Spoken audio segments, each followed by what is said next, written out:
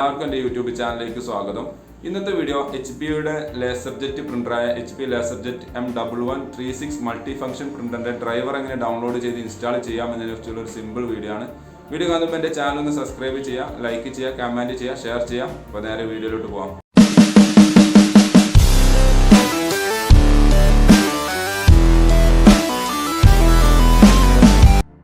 ആദ്യം ഏതെങ്കിലും ഒരു ബ്രൗസർ ഓപ്പൺ ചെയ്യുക. അവിടെ ഗൂഗിളിൻ്റെ ഹോം പേജ് എടുത്തതിന് ശേഷം അവിടെ HP LaserJet M1136 printer driver എന്നുള്ള സെർച്ച് ചെയ്യുക. അപ്പോൾ ഇവിടെ ഫസ്റ്റ് തന്നെ നിങ്ങൾക്ക് HPയുടെ ഒഫീഷ്യൽ വെബ്സൈറ്റ് കാണാൻ സാധിക്കും. ജസ്റ്റ് അതൊന്ന് ക്ലിക്ക് ചെയ്യുക.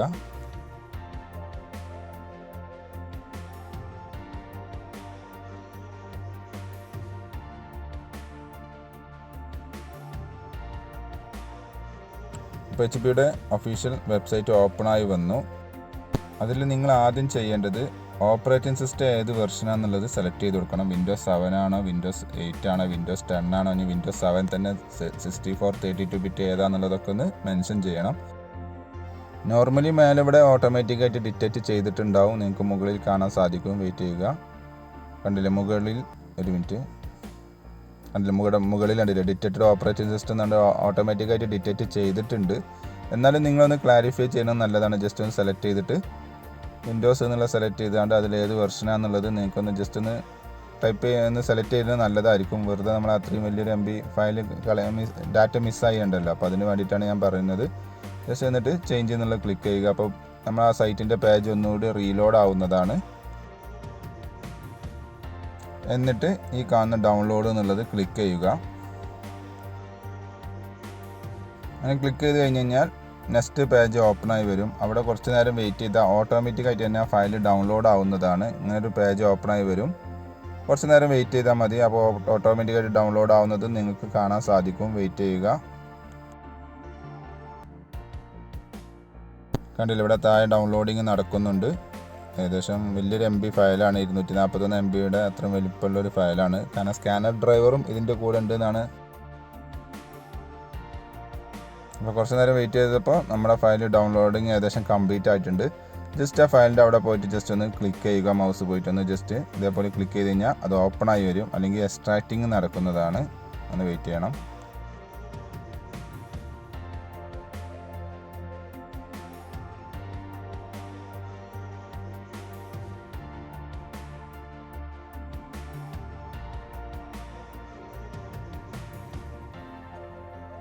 യെസ്, കണ്ടില്ല, എക്സ്ട്രാക്റ്റിംഗ് നടന്നുകൊണ്ടിരിക്കുന്നു.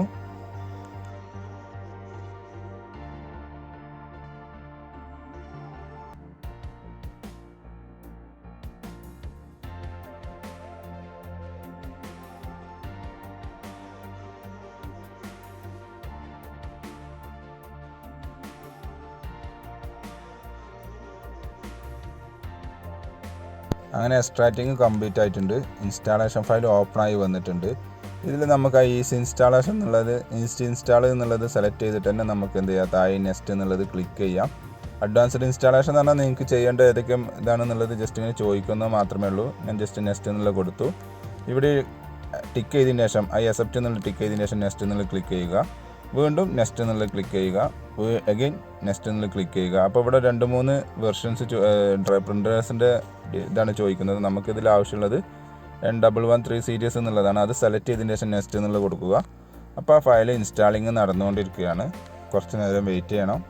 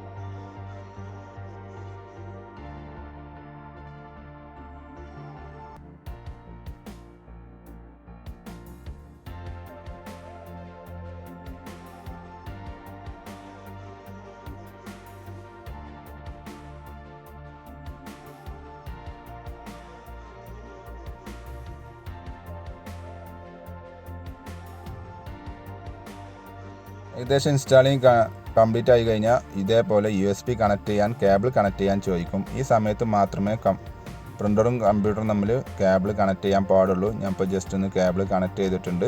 ഓക്കെ, ഡിറ്റക്റ്റ് ചെയ്തിട്ടുണ്ട് കമ്പ്യൂട്ടർ. അങ്ങനെ ഇൻസ്റ്റാളേഷൻ പ്രൊസീജിയർ പൂർണ്ണമായിട്ടും നടന്നുകൊണ്ടിരിക്കുകയാണ്.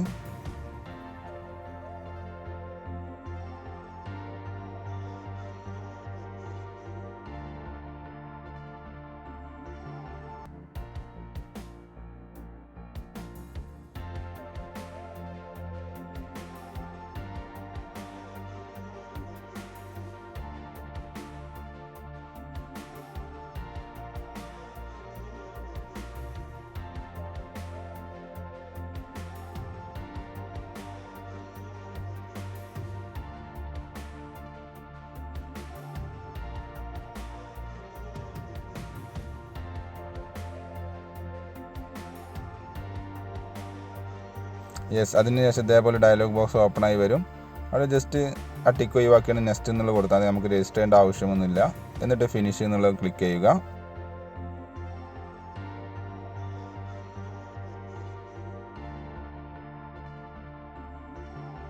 അപ്പോൾ ഇതേപോലെ HP സ്റ്റാറ്റസ് മാനേജർ ഓപ്പൺ ആയി വരും. അത് ജസ്റ്റ് ഒന്ന് ഓക്കെ എന്നുള്ളത് കൊടുത്താൽ മതി, അല്ലെങ്കിൽ ജസ്റ്റ് ക്ലോസ് ചെയ്യുകയോ ചെയ്യുക. അപ്പോൾ അത് റിമൂവ് ആയി പോകുന്നതാണ്.